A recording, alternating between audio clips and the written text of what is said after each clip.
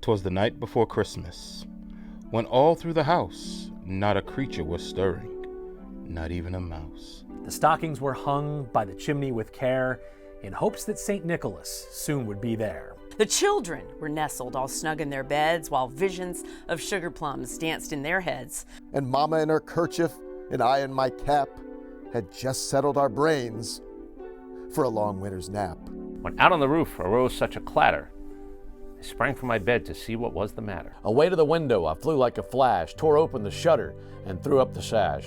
The moon on the breast of the new fallen snow gave a luster of midday to objects below. When what to my wonder eyes should appear but a miniature sleigh and 8 tiny reindeer.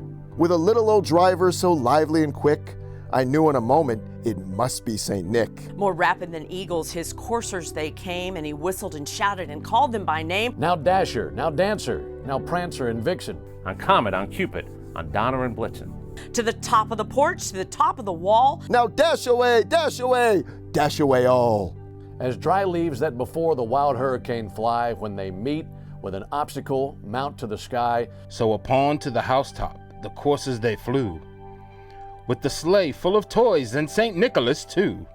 And then in a twinkling I heard on the roof the prancing and pawing of each little hoof.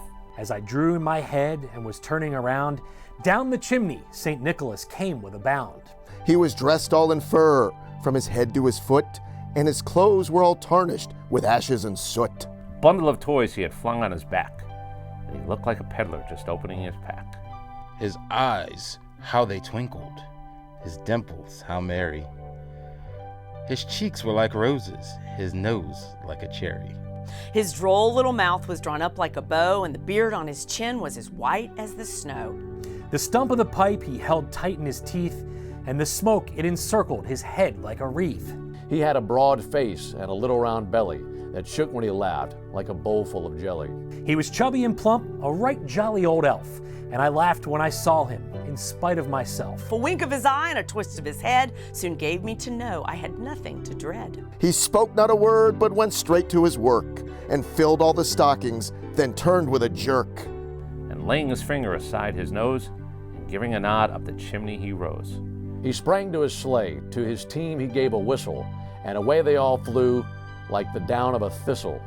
But I heard him exclaim as he drove out of sight, Happy Christmas to all! And to all a good night. Ho, ho, ho!